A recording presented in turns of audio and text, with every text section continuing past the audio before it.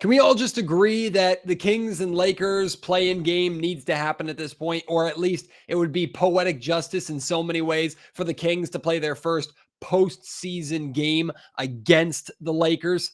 Based off of how these two Kings and Lakers games in Los Angeles have gone, I'm intentionally leaving out the Kings getting their ass kicked in Sacramento against the Lakers. But based off of those two games in LA, it would be a highly entertaining play-in game. These two teams seem to match up really, really well. Unfortunately, the Kings couldn't repeat their triple overtime win earlier on in the season, falling in this Tuesday night battle to LeBron James and the Lakers, a game that was fun, a game that was entertaining. Some certainly bad things for the Kings that they need to correct. A great performance from De'Aaron Fox, great performance from Buddy Hield, and really, even though they didn't win both games, two back-to-back solid performances for the Kings as a whole to start 2022. We'll talk about it on today's episode of the Locked On Kings podcast.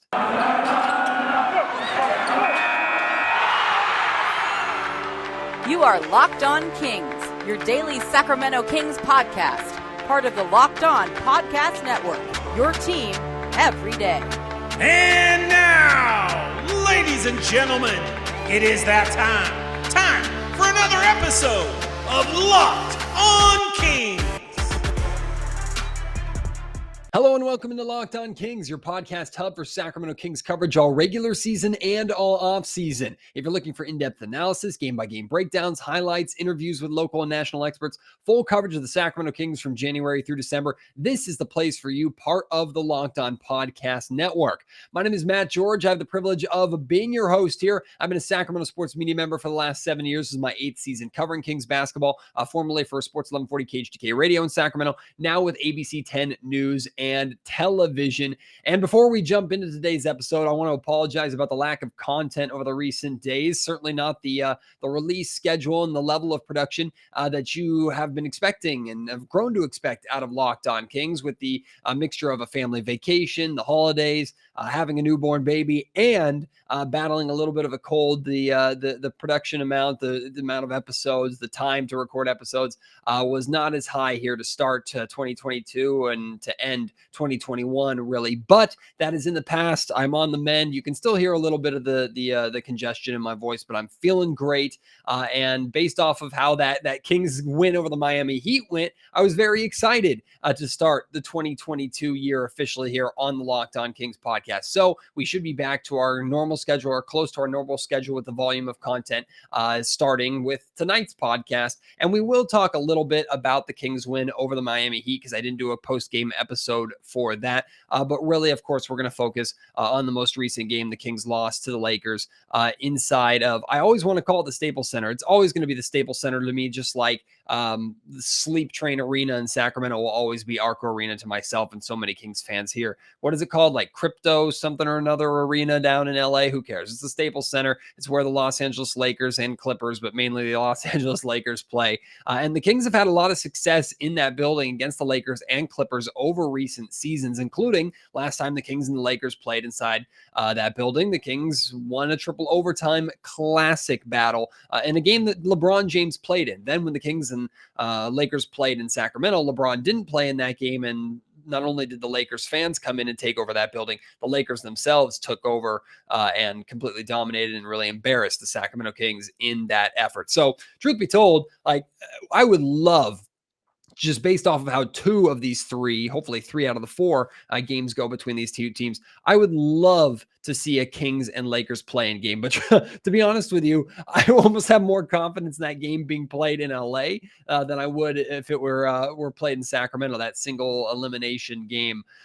Just based off of how much better the Kings have been on the road and how much success they've had in that building. And that success is not just for like the Kings as a team. There's been some individual successes. De'Aaron Fox played a really good game tonight. We'll talk about that. Buddy Hield, every time he plays the Lakers, you can tell he's playing with a little extra chip on his shoulder, as the Lakers decided to trade for Russell Westbrook instead of him during this former offseason. So there's always these little nuggets, these little bits of reasons to pay extra attention to Kings and Lakers. And naturally, there's always the bringing up of the 2002 season, which I know I'm guilty of it too, but I'm honestly kind of tired of it, especially when you have a moment like how this Kings and Lakers game ended. A very strange ending to this game, even though overall it was a very well officiated, I thought, very back and forth, extremely entertaining game for both sides. But you knew the Lakers were going to go on their run. You knew LeBron James, who had really been struggling shooting the basketball for the majority of the night, you knew that he was going to get going, even though I think the over-the-top flexing and pounding on his chest and turning to the Kings bench and saying he's a mother effing problem against a team that is like 16-23 now in January. I think that's a little bit excessive, but you know what? It's LeBron James. He's the greatest basketball player, at least of my generation, and not the greatest Laker. That belongs to Kobe Bryant, of course. But in terms of just player who I've grown up watching, LeBron is absolutely the easiest pick for me to say he's the GOAT. He's the best. But that being said, it's very easy to hate on the guy with all of his theatrics and over-the-top celebrations and moments like that, or when he gets poked in the eye or when he gets fouled and he goes down like he's just been shot. Like it's very easy to hate on LeBron James, but I also have to give him respect for how he was able to take over there in that fourth quarter. But the game just had a strange ending to it with Russell Westbrook, I think, missing a free throw, and there was a clock malfunction. They started the clock too early, but De'Aaron didn't grab the ball. He intentionally didn't touch the ball so that the Kings would, I guess, buy an extra second, even though they took like 7 seconds or something to initially foul to send the Lakers to the line, which was just very strange.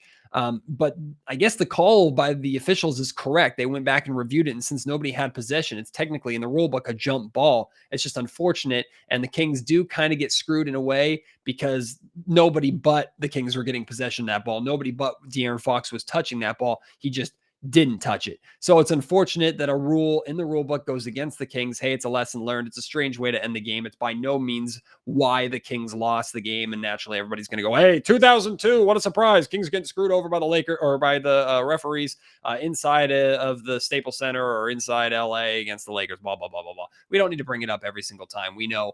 And in the end, that call really had very little to do with this game that the Kings lost 122-114. Now that final score too is also a bit misleading because 8 points sounds like it was a much more comfortable win for the Lakers than what it actually was. There are some things, of course, to be concerned about from the Kings in this game, which we'll get into. But what I do want to focus on and start with, and this is not necessarily trying to be like a preaching a silver lining, because the Kings still lost a very winnable game, and they've lost a handful of winnable games so far this season.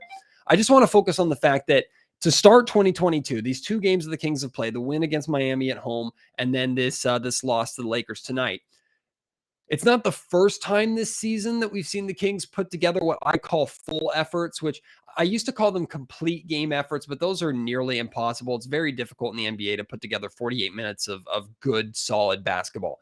But what I mean by a full effort is we didn't see the Kings drop off heavily at any point in time. Now, runs and dropping off are very different things. Like the Lakers went on I think 9-0 run at the start of the second quarter. They scored 37 points, which is far too many points in the fourth quarter. So there, of course, were areas that weren't great for the Kings. Not like they played excellent for all 48 minutes or for all 4 quarters. But basketball is a game of runs. Runs are going to happen. A team is going to score 6, 7, 8, 9, 10, 11 points unanswered.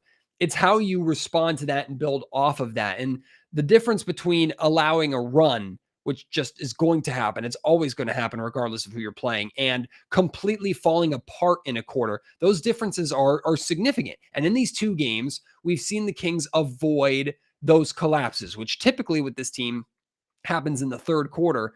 In both these games, that didn't. Both teams came out with adjustments in the second half. The Kings actually, I think it was either to end the third or to start the fourth. It might have been to start the fourth quarter. The Kings went on an 11. It was the start of the fourth quarter. Went on an 11-0 run of their own, but the Kings were outscored only by 4 points in the third quarter, 28-24.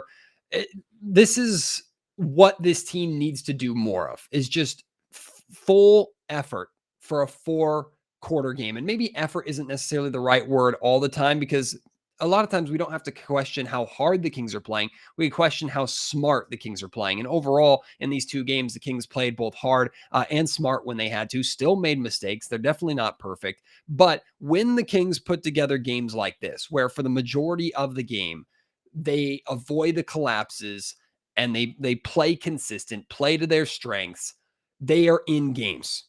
Like they are always or almost always going to be in a game when they play like that because that's how talented this team is. They're good enough to hang with anybody in this league, not beat anybody on a consistent basis or everybody on a consistent basis, but they are good enough to compete and be in every single game. This team should be in all 82 games that they play. I know anomalies happen, bad shooting nights happen, or offensive explosions from opponents happen to where you do get blown out, even if you're a good team every now and then. We see it all the time. But the amount of times the Kings have completely fallen out of games is definitely unnecessary for this team and completely avoidable. So when the Kings play this way, regardless if they're playing a underachieving Lakers team or they're playing the Phoenix Suns or Golden State Warriors, who we've seen the team play well against and even beat Milwaukee Bucks, doesn't matter. Insert really good team here. If the Kings put together a full effort, they are in those games consistently. It's what we saw from this team really to start the season. So full efforts are incredibly important. That being said, you have to finish off those efforts better than the Kings finished off this game. Again, I mentioned allowing 37 points in the fourth quarter. That cannot happen. The Kings only forced 5 Lakers turnovers, even though overall I thought the Kings played a pretty solid defensive game. They still gave up 122 points, and the fourth quarter had a lot to do with that, obviously. But overall, defensively, I thought the Kings did a pretty solid job in this game. They didn't really let one guy beat them. You look at the box score and you see, oh, LeBron James had 31 points. Jesus. It was a pretty unimpressive 31 points for LeBron, but that's just LeBron being LeBron, right? He shot 12 of 26 from the field, really didn't get going until the fourth quarter. He was having a horrendous shooting performance from three-point range. I think it was 1 of 8 in his first. Yeah, he was 1 of 8 to start the game from three-point range and then hit 2 big three-pointers in the fourth quarter when he and Buddy Hield got into a little bit of a shootout. We'll talk about Buddy Hield as well. 24 points from Malik Monk. You want to make sure you're limiting the damage that you're getting from guys not named LeBron James on this Lakers roster. Monk has been, I think, pretty solid for the Lakers all season long. He's a good fit there. And he's not a guy that I wouldn't mind seeing in a Lakers jersey, or rather a Kings jersey, that's for sure. Monk getting 24, getting killed by Horton Tucker for 19 points off the bench. And then Dwight Howard made a big difference in this game. When the Kings were doing, I thought, relatively well, taking on a small Lakers squad that's been starting LeBron James at the center. When Dwight Howard came in, the physicality changed and the Kings struggled to keep the Lakers and Howard specifically out of the paint and off the offensive glass. That's what really allowed the Lakers to get going after I thought a very solid start to this game for the Kings. But we have to talk about the play of De'Aaron Fox, talk about the play of Buddy Hield. I want to talk a little bit about Marvin Bagley, continuing giving praise for him. I want to talk about the play of Damian Jones, who's been starting at center with Rashawn Holmes back in health and safety, or I shouldn't say back. He's back out of games this time for health and safety reasons, nothing to do with his eye injury that he suffered. So we're going to talk about all of that and then some still to come. Right now, though, I want to let you know today's episode of the Locked On Kings podcast is brought to you by Truebill. Do you know why free trials renew without your consent? It's a business scam to get your money out of you, really without you knowing. Don't let greedy corporations pocket your money. Download Truebill to take control of your subscriptions. Truebill is a must-have app for 2022. It's the new app that helps you identify and stop paying for subscriptions that you don't need, want, or you simply forgot about. And you might roll your eyes thinking, I wouldn't forget about my subscriptions. I can manage my money. Good for you. Someone like me, I forget things quite often. I used to mock people for living off of a calendar. Now, if something's not in my calendar or written down, I will forget about it. And I forgot about 2 or 3 subscriptions that I didn't know I was paying on a monthly basis that Truebill helped me cancel right away, immediately saved me money. And on average, people save up to $720 a year with Truebill. Your Truebill concierge is there when you need them to cancel unwanted subscriptions so you don't have to. Truebill has over 2 million users and has helped save them over $100 million. Don't fall for subscription scams. Start canceling today at Truebill.com/LockedOnNBA. That's Truebill.com/LockedOnNBA. Couple things with De'Aaron Fox that I want to talk about in this game. Number one is he looked fantastic. He finished with 30 points, 12 of 21 shooting. He was fluid. He was smooth. He's really back to that De'Aaron Fox status that we expected coming into the season, that we saw a lot last season. Now, he's not at the 38, 39, 40 plus point takeover De'Aaron Fox that we've seen, although he did take over scoring, I think, the final 11 points or scoring 11 of his points in the fourth quarter against the Miami Heat. I don't know if I've got that right. And he was coming off of a very good game where he got to the line like 15 times. against Miami and knocked down all but one of those free throws. Like, that's a phenomenal stat for De'Aaron. Unfortunately, he wasn't able to build off that, only getting to the foul line 4 times. And he hit all 4 of them, which is good news. But De'Aaron, he just looks comfortable. He looks confident. He looks like he knows how to fit in now with everybody that he's playing with, including Tyrese Haliburton. Unfortunately, Tyrese had a really rough game. And when you're only getting 7 points out of Tyrese, even if you're still able to get 9 assists, and don't get me wrong, it's not like Tyrese was horrible or anything, but when you're only getting 7 points of production out of Tyrese Haliburton, it's going to be very difficult for you to win regardless of your opponent. And Tyrese, before this game, has been on just an incredible stretch of games recently. I actually have these numbers here in front of you. Over the last week, with the Kings going 3-1, he was averaging 15 points per game, shooting 51% from the field, 11 of 19 from three-point range, was averaging 10.5 assists per game, tied for first with Chris Paul, and also averaging 5.5 rebounds per game. Now, of course, those numbers dropped off in this loss to the LA Lakers, and it's no surprise that when those numbers drop off, the Kings' chances of winning drop off as well. But I do give Sacramento a hell of a lot of credit, not only for continuing to be in this game with Tyrese struggling, but also continuing to be in this game and keeping it close despite turning the ball over 18 times for 21 Lakers points. Now, I'm not crediting this team and forgiving them for turning the ball over that much. You need to do a better job of taking care of the basketball, especially when you're only forcing 5 turnovers on the other end. But in a lot of times we see the Kings turn over the ball 18 times, give up 21 points to a Lakers team off of turnovers. They're going to be lucky to be in that game at all. So yeah, you could easily point to that stat and say that is mainly where the Kings lost the game. I could also point to too many offensive rebounds for the Lakers, and I could point to Tyrese Haliburton not having that great of a game.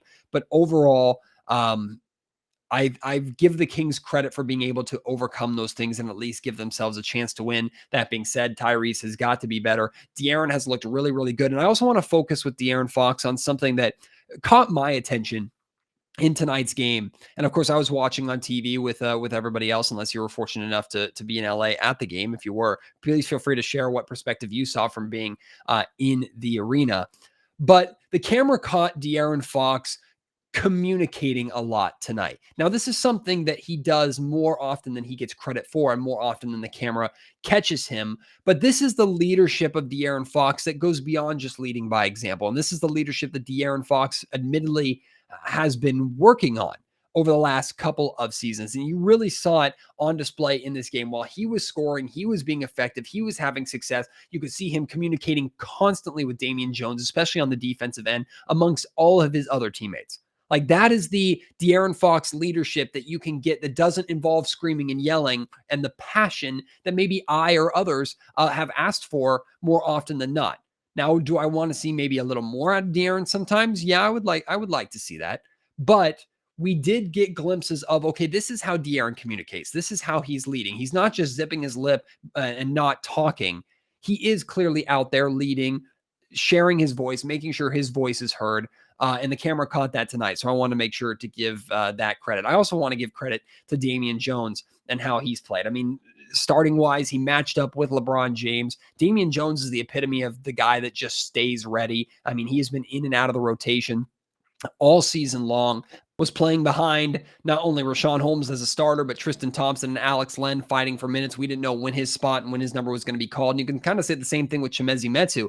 Metu, unfortunately, not playing in this game as he has now entered health and safety protocols as well. But Damian Jones has stayed ready. And he's come in and now finds himself as the starting center, even though Thompson and Len are both available for the Kings. Alvin Gentry trusts him enough to start in that center spot, and he's been giving the Kings a boost. He had an 18-point, 10-rebound double-double in the win over the Miami Heat. Not as effective in this game, 11 points, only 4 rebounds. You want that number to come up, but again, he had the tough task of guarding LeBron James, so was not around the rim nearly as much as normal, and he, as well as the rest of the team, minus Alex Len, struggled to deal with Dwight Howard when he came into the game. But I thought Damian Jones played well. He and Davion Mitchell had a couple really good defensive stands and possessions back to back against LeBron early on in the fourth quarter. Didn't back down from the challenge. So Damian Jones deserves a lot of credit for that. And yes, Buddy Hield, who I'm more critical of, and most people are more critical of on this team than anybody else, Buddy Hield deserves a lot of credit because he's had back-to-back really solid games. He's still shooting a little bit too much for my liking, but 26 points off of the bench, 8 of 18 from the field, 7 of 13 from three-point range. That's over 50%. So definitely hard to be mad at that. One thing I've always admired about Buddy Hield is that he just has an incredible confidence in his ability to shoot, incredible confidence into the game or in his game.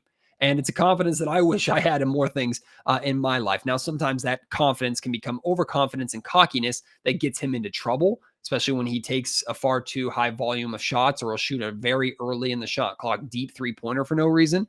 But Buddy came into this game, and the first time the ball touched his hands, he had a really quick Ray Allen-esque release, and he made a side three. Now, Buddy making his first three doesn't always mean that he's going to have a good game, but you could tell he was bringing the momentum in from his solid performance against the Miami Heat a couple of days ago. And that carried out throughout the entire game to where he and LeBron even got into a back-to-back three shootout in the fourth quarter. Buddy Hield was very good in this game. And, you know, it doesn't surprise me that Buddy, who was also very good when the Kings beat the Lakers in triple overtime in LA earlier in the season, it doesn't surprise me that Buddy gets up a little bit more for this game against the Lakers when he knew, as we all believed, or he thought we all believed, that he was going to be headed to Los Angeles. Like, as far as I know from the people that I've talked to, Buddy Hield believed he was a Laker and was making every plan to move to LA. We also have heard, or at least I have heard, that both Montrezl Harrell and Kyle Kuzma were looking at places to live in Sacramento. Like, everybody thought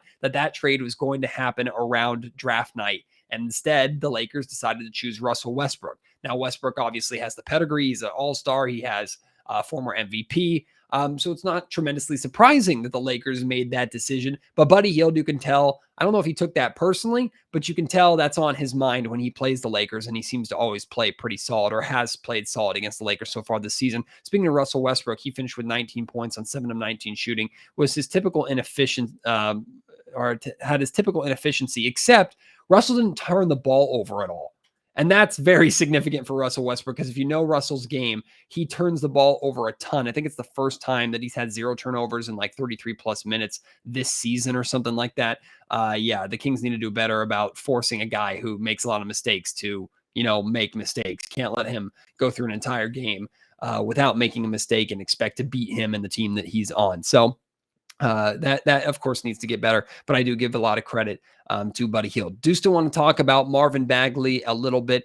Plus, the Kings are playing every single game over the this next stretch in California. Is that a significant thing? I don't know. We'll talk about that a little bit, and then some still coming up here in just a second.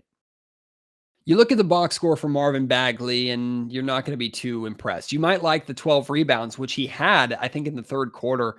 Did get hurt later in the second half, which is why he only played 23 minutes. He easily would have played, in my opinion, close to 30, if not over 30 minutes, with how solid that I thought he was playing, especially crashing the glass.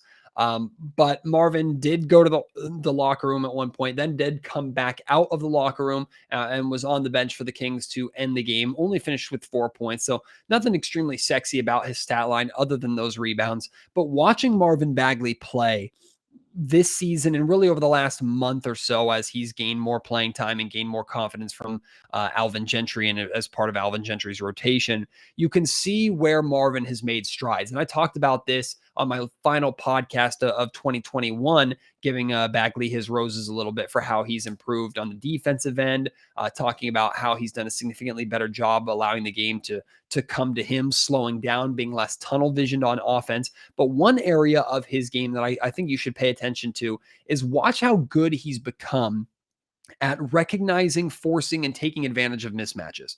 Like, the amount of times teams will switch every time they run a Marvin Bagley pick and roll, or anytime Marvin sets a screen, the majority of the time, and this just happens in the NBA period, a switch is happening. So the smaller guard or whoever is guarding who Bagley is setting the screen for switches onto him. So typically it's an undersized guard. Marvin has done a much better job at finding ways to isolate and take advantage of that mismatch. And a good example of that, this happened in the first half. Marvin set a screen for De'Aaron and got Avery Bradley switched onto him. Marvin gets the ball and isn't really set, is kind of facing Avery, does have a lot of room on the right-hand side, but decides to give the ball back to De'Aaron, then get himself into position on the block, backing Avery down, gets the ball back, recognizes a double team is coming, so he's patient enough to wait and pick the right spot to attack Bradley and attack that mismatch. But he's still quick enough to make his move before the double team can come and cut him off. He was fouled, finished the play, went to the line, completed the three-point play, I believe. Maybe, nope. Yeah, he actually missed the free throw, but did have an opportunity at the three-point play. It sounds so simple because it's fundamental basketball that most good players do on a nightly basis, most NBA players do on a nightly basis. But that's a play that Marvin wasn't really making 2 years ago, 3 years ago when he came into the NBA.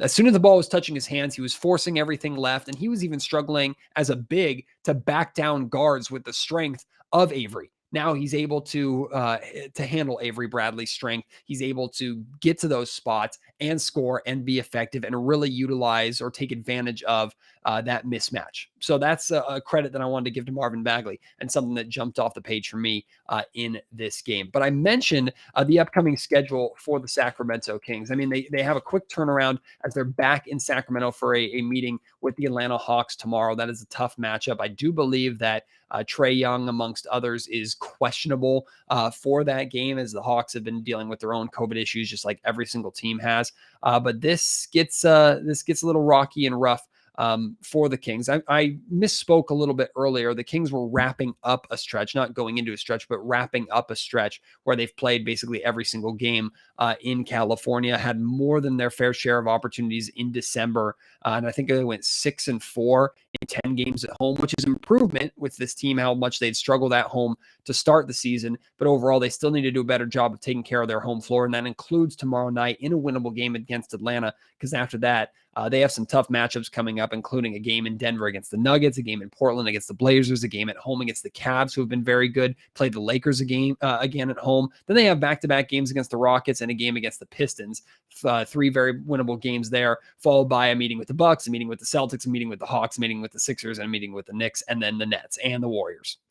Yeah, that's going to be a rough stretch. So with that stretch looming on the horizon, the Kings need to do a good job taking care of business. It starts tomorrow night against the Atlanta Hawks. And what are my expectations for that game? The same full effort that you've given over these last 2 games. It starts with that. And then, of course, you'd like to see a little more productive Tyrese Haliburton with this level of De'Aaron Fox going forward. Unlike earlier in the season, I'm not as concerned with Haliburton having a bad game when Fox has a good game and vice versa, because early on in the season, it didn't look like they were playing off of each other. In this game and in recent games, even if one has had more success than the other, they appear to be more comfortable playing off of one another. It's not just, hey, one guy stands in the corner while the other does his thing.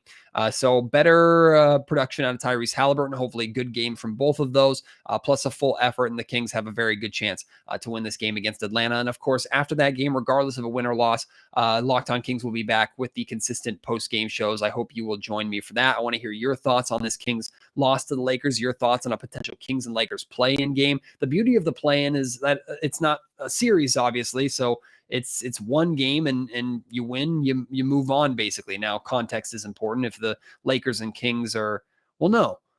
If the Lakers and Kings are 10-9, the Kings are the 10 and the 9th seed, the Kings win that game, the Lakers are eliminated. If the Kings and Lakers meet in the second round of the play-in, that means the Lakers lost their first game and the Kings won their first game. It's all convoluted. Basically, if the Kings and Lakers play, the Kings only have to beat them once. And we've seen this team is capable of beating the Lakers once, regardless of where they play. I love that idea. I love that part of the play-in, because if you were to put the Kings and the Lakers in a 7-game series against each other, yeah, I don't think the Kings are winning 4 times. But winning once, it's possible. And based off how these two teams have played against each other and how they've matched up, I think it would be highly entertaining. So your thoughts potentially on a Kings-Lakers play-in, I want to hear that. And I hope you will join me for tomorrow's episode as the Kings will hopefully get a victory over the Atlanta Hawks. I am working on getting Morgan Reagan. I've talked about that a lot. She and I have it scheduled for her to join me on the Locked On Kings podcast next week. So look forward to that, working on getting more guests for you here as we start 2022. I hope you had a very happy new year and can't wait to provide more great content for you in this 2022 year and beyond. We'll hopefully get the chance to talk about some kind of postseason basketball with the Kings, even if it is only the play-in this season. Trade deadline is coming up. I know rumors and conversations are going to pick up as that gets closer and closer. Let me know if you want any specific content related to who the Kings should go out and get, any guys that you think should be on the Kings radar that you want me to talk about. Send that to me as well. And I can't wait to continue another great year here on the Locked On Kings podcast. So thank you so much for your support as always. Have you join me very, very soon. Until then, my name is Matt George. You have been listening to the Locked On Kings podcast, part of the Locked On Podcast Network.